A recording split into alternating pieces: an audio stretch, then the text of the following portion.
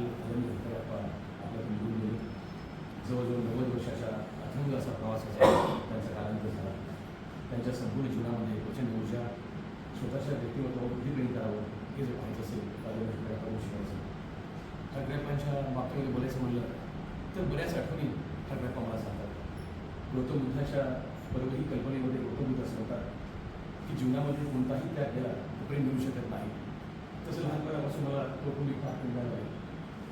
पण 30 वर्षापासून आपण माझ्या प्रचंड प्रेम केलं. काय होतं काय नाही मला माहिती नाही. आणि हे सगळं पाहत असताना आपण आपल्या आयुष्यामध्ये स्वतःच्या व्यक्तिमत्वावर प्रेम करत असताना त्यांनी कधीही लहान मोठा भाग केला. रात्री वाजली मुलगा रात्री 10पर्यंत अशांत आपण घरी यायचे.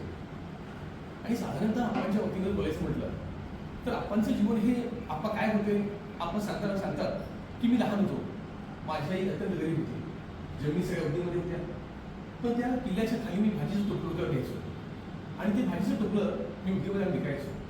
माझी आई सोबत असायची आणि हे सगळं होत असताना दिवसभर आपल्याला 1 रुपये मिळायचा. त्यामुळं आपण पैशाची जाणीव होती. जीवनामध्ये संपत्ती काय असते, पैसे काय होते, त्यांनी समाजाची निवड केली खरं आहे, पण त्यांनी ज्या वातावरणात वाढले त्याचा प्रभाव त्यांच्यावर होता. त्यामुळे आपण कसे होते काय होते मला माहिती नाही, पण आपण एक निर्मळ व्यक्ती होतो. महाविद्यालयाच्या गेटमध्ये आलं की मोठ्या आवाजात मला शिकवून घ्यायला कुठं आहे. खरं आहे, मी 30 वर्ष लहान असल्यापासून आपणच्या संपर्कामध्ये होतो.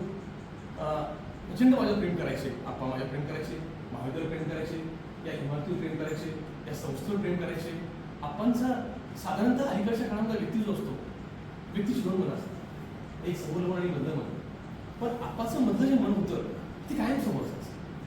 व्यक्ती चांगल्या भावना आपण करतो, कधी कधी आपल्या विषयात आपण झाकतो, पण आपण तशी नव्हते. आपण ज्या काही त्यांचा स्वभाव म्हणून समोर होता तो समोर यायचा. आपण साधारणतः माझी अध्यक्ष गुरुदास पाटील साहेब प्रचंड प्रेम करायचे. सध्याचे अध्यक्ष पाटील साहेबांवर प्रचंड त्यांचं म्हणजे हे घ्यायचे. काळगावकर प्रचंड प्रेम करायचे. श्रद्धा शब्दावर म्हणजे काळापासून नाव घ्यायचे. संपूर्ण स्टाफवर प्रेम करायचे. असे आपण आज आपल्यामध्ये राहिले नाही. त्यांना मी भावपूर्ण श्रद्धांजली देतो आणि त्यांच्या आपल्या शांती लाभो असं मी व्यक्त करतो आणि माझ्या शब्दांना विराम देतो.